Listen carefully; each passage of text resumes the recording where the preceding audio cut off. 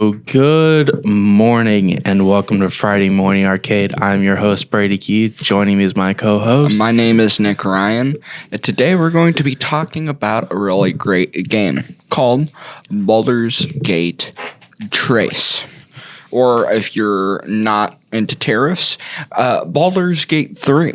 So yeah, let's get on to it. So I've heard a lot of people talk about the combat within the game and I guess the overall gameplay and how it kind of bridges that gap between D&D and I'm currently watching D&D on the other side of the room.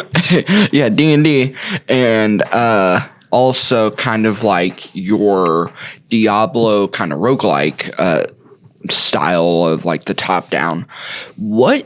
How do you explain it? Because I have my own kind of madness up here, but I know that you probably have put in a lot more hours than what I have. A little bit. Yeah. See, for me, I came in from it probably differently than you did because I've been playing Dungeons and Dragons D&D since I was 5 and I'm currently 17. So quite a few years. So I was used to the rolling and stuff. That's why the game, I see people's complaints about it and it's different. But for me, it wasn't different. When you think of a role-playing game like this, you think of choice-based options, your dialogue matters. Mm-hmm. That's okay. Your dialogue and your choice options don't matter. It's your roles. Mm-hmm. So it's like if you, let me say it like this. If you're really curious in D&D, try a demo of Baldur's Gate 3 because it is basically a D&D campaign that you can play on your own without relying on a dungeon master and other players. It's a really simple, easy, just I'm gonna lock in to the game. I'm gonna plug in. We're gonna figure out. We're gonna go through. We're gonna figure out the race, all your races and what their special bonuses are.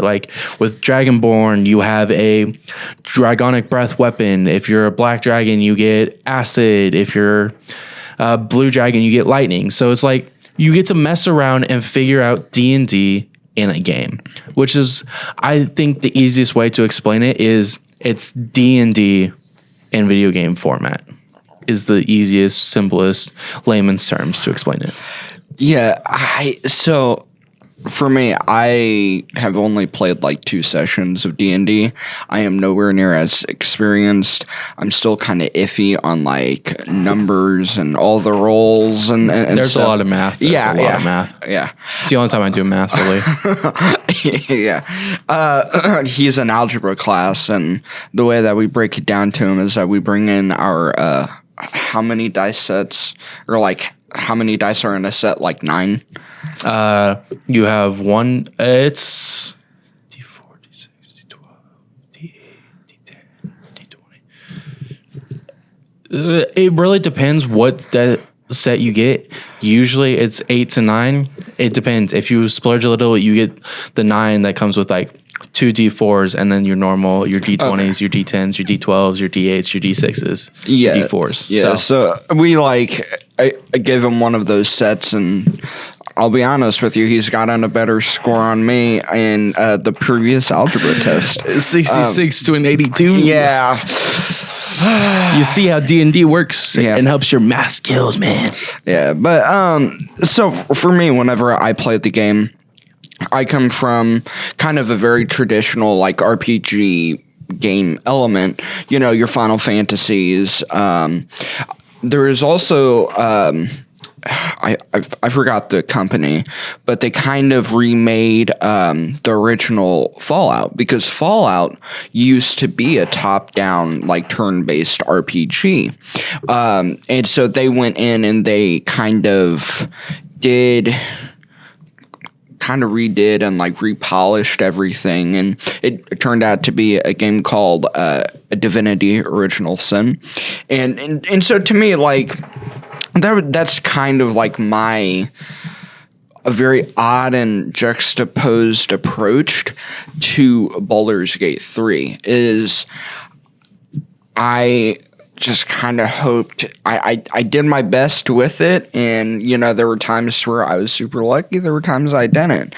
I mean, it was bad enough to where I didn't even know that Dungeons and Dragons actually created the idea of a dragonborn. I always thought that was a Skyrim thing. and yeah, I was a little salty when he first told me that. I'm like, yeah. Again, Bethesda, God love them, but they've really kind of tainted my vision of what a real RPG is.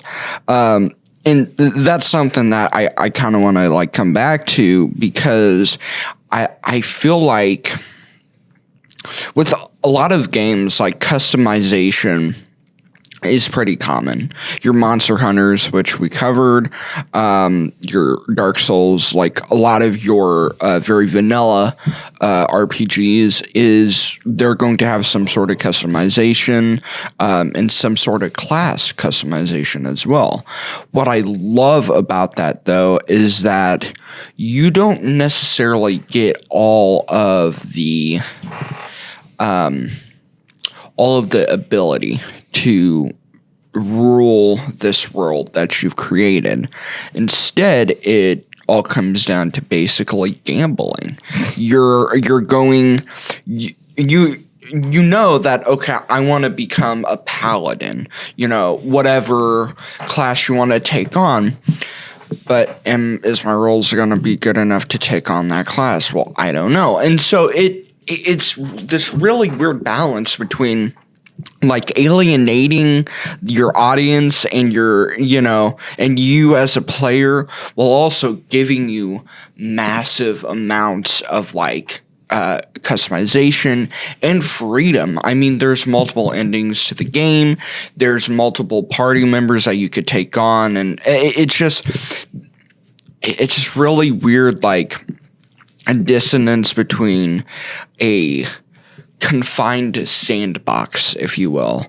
But yeah, and one of the biggest ways that they deliver it is through the world. Kind of going on to my next point, what's your opinion about the world and how they present it? Sorry, my mic's a little loose. See, this is interesting because there isn't just one world, because there's 4 acts, yep. I believe. Yeah, 4 acts. And each one kind of has a different scenery or world that it takes place in. Like there's one act you're fighting a mind flayer, which is basically a Cthulhu type looking thing and stuff. It's the really easiest way to explain it, that it's just a monster with an octopus head with multiple tentacles. Like it's literally that simple. But you're in like his world, and it's like there's like everything's like floating and like hovering. There's blacks, there's purples, but like it really is that there's so many worlds and so much exploration that it's just we glaze. I'm not gonna lie. We talked about how we don't really glaze games. We glazed Monster Hunter Wilds. Yes, yeah. For its world. This game takes Monster Hunter Wilds. Yeah. I can totally get behind that. And like I've always loved the idea, and this is somewhat new, but it's the whole idea of like dividing acts into like what setting you're going to be at. I know with something like Ghost of Tsushima, you're in the bottom half of the I think that the island is called Tsushima, and then once you get done with the first act, then you move north to like the middle part of the island, and the middle part of the island is very desolate and it's war-torn and it's very dark. And then you move northern to the northernmost like top of the island, and you find out that it's this nice snowy plain and a bunch of these icky shrine. I've always loved that whole idea. And so for Baldur's Gate to say, okay, we're going to step up to that, and instead of saying we're we're confining you into this island, we're going to take you to a whole new realm, a whole new dimension. And that's something that I could highly respect. And yeah, and to be honest, like, do I love Monster Hunter? Yes. But Monster Hunter kind of got a little tired within its world and its design. Baldur's Gate doesn't, because of the fact of you're constantly rolling for, some sort of action. So you're always finding new things. And it really keeps the gameplay fresh. I know, like, my uncle, who's a big D&D fan, I wish I brought my dice sets. Yeah. I could just be rolling this whole time. Yeah. He told me that, like, I guess, like, you can get stories and stuff and campaigns within, like, the books or whatever. Yes, there are certain ones. Like, I know one of the most popular one and one of the most expensive is Curse of Strahd, which is like a Dracula style, Victorian era Gothic campaign. Mm-hmm. And then there's like homemade, like if you look at Critical Role or Dimension 20, they're all like homemade campaigns. Like, sometimes they have their own little things. Like, currently, it's not currently, it's quite an old season, but Dimension 20 took the Game Master or DM Brendan Lee Mulligan's like family member's story, Stardust Odyssey, mm-hmm. and they turned it, or a Stardust Rhapsody, I don't know, and they turned it into a campaign and that are playable, and it's really cool because in D&D and Baldur's Gate, there's a whole bunches of stories but campaigns that you can play through. So each game of Baldur's Gate, each game of D&D is a different game. I don't think I can ever get tired of Dungeons and Dragons or Baldur's Gate, because it is a different game every single time. Yeah, and my there's a bunch of people that like talk about like art and like, oh, is this video game an art form? My belief is that video games really aren't art forms; they're more like sciences, right? Because with an art form, you really only just care about the product.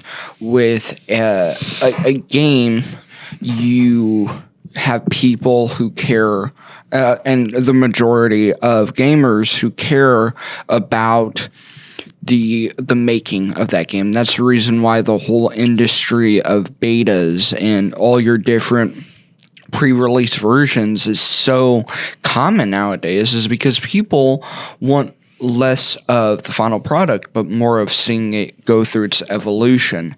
And this game really blends that together, where, you have that science of like creating a bunch of these different equations, if you will, which is, okay, well, within this campaign, what type of campaign am I doing? What class am I running? What weapons am I going to run?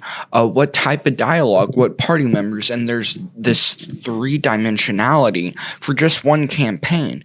And then you multiply that with the hundreds of other options, and you get something super, super special. But to obviously deliver that and to kind of show it off in such an effective way, you have to be able to convey an art style and graphics that will wow people enough to come back to those visuals of the game and want to look at it. There's a difference between D&D to where you can imagine it, so you're going to imagine it in its most forlorn glory. But with a game, because you have such a visual factor, that you can kind of it can either impress you or it can kind of disappoint you. So what's your thoughts on the visuals of the game, Mr. Brady? It's hard to describe the visuals of a never-ending story. It's very hard to describe because each visual is different in its own right. Like I said, this is like a 4-act game. You have different worlds, you have different colors, you have different characters, you have different things each time. So it's very hard to critique visuals of a never-ending story. There's always something different. It's always, I guess, beautifully done. There's always something different. There's always something colorful, something dark, something bright, something like the visuals in this game are such a masterclass in if you want to have different visuals for different parts of the game, I guess is a way to say it, because they really do. They changed how they did each act and how it looked, how it played, how it felt. Each thing, they managed to, the visuals managed to match the story, match the setting, match the everything. They knew, Larian Studios knew how to make their game all connect together. And this is the reason why people were mad, because they couldn't understand that games are meant to all connect together when it won Game of the Year in 23. Yeah, 2023. Because 2024 is Astrobot, I think, right? They got mad. They need to grow up, shut their mouths, and learn that their favorite Call of Duty Black Ops or whatever can't win Game of the Year because it doesn't match. This game, this flowed. It was perfect. Yeah, that's and again, to kind of come back to something like Ghost of Tsushima, where like the acts have a correlating area and like all of those areas kind of have some sort of visual representation. The northernmost of the island is represented by snow, and also the usage of heavier shadows. With Act 2, it's more of a war-torn area with, a bunch of desolation, and it has a lot of grays. And then you have your Act 1, that's the bottom part of the island, where there's this vibrancy. And the fact that you take those ideas, right, and basically multiply that by 10, and you have Baldur's Gate 3.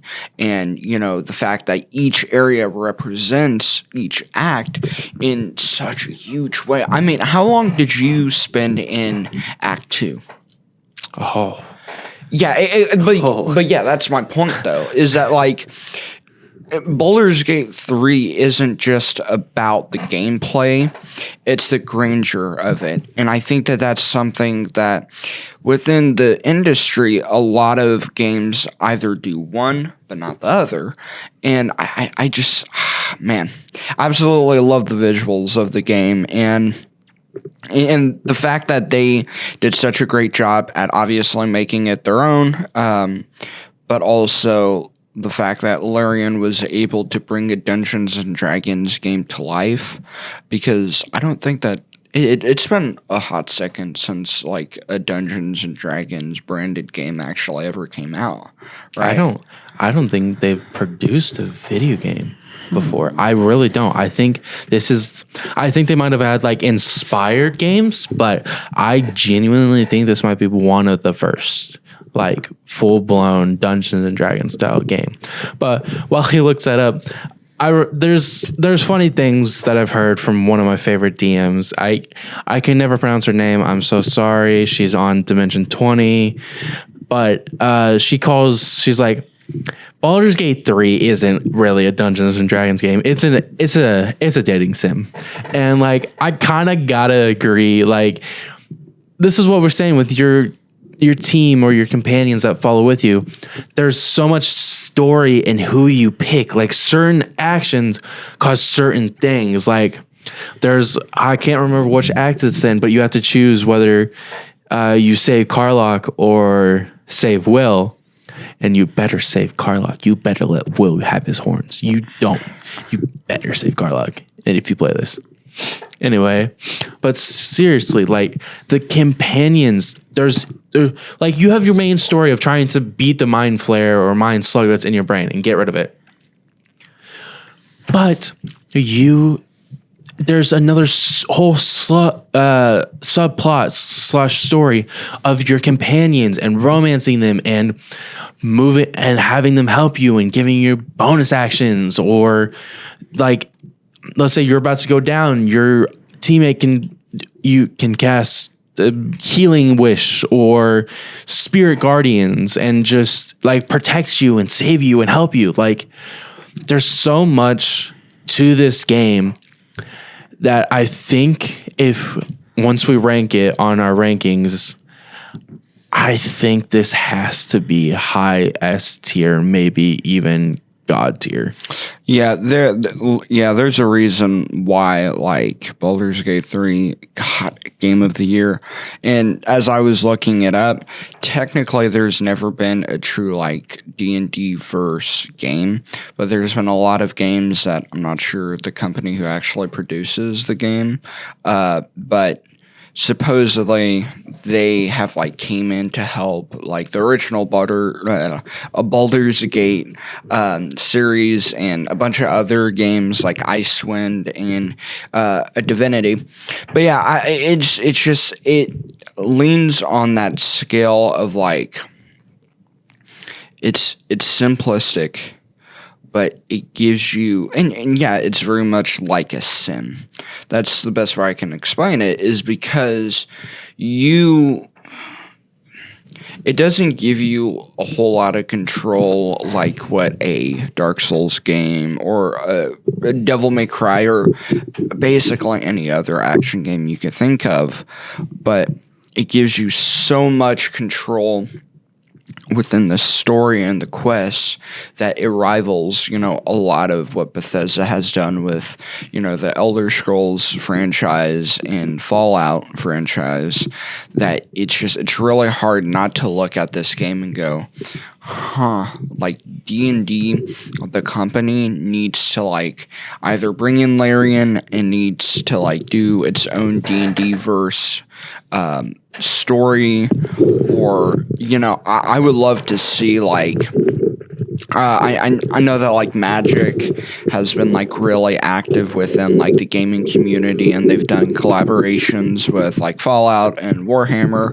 and D&D, and I hope that like Larian is able to do the same thing to where they can create their own campaign, and because I think that for people who, don't have a PlayStation 5 or 4 or who don't have a console, it'd be a really cool thing to like be able to like, get into book form. And whether it's a, straight rip off of the story of Baldur's Gate 3, or if it's its own little side story or spinoff, I would totally subscribe to that. But yeah, is there anything else you want to talk about? I don't know. This game is such a great game, and sorry that I've been a little distracted. I'm trying to fix our microphone stand here, but no, it's hard to end off this episode because there's no definitive way to end this off. There's no definitive ending topic because it's such a good game. Like, it's so difficult to figure out what do we leave out talking about, what do we say next. Like, it's so hard that I think we just have to end it here because we can't. There's just so much. I really recommend you spend the money and play this game. Yeah, I like the price has gone down now that like since it's a older game, and I'm sure that it's probably going to get like a Game of the Year edition if it hasn't already, which means that It does. Okay. It does.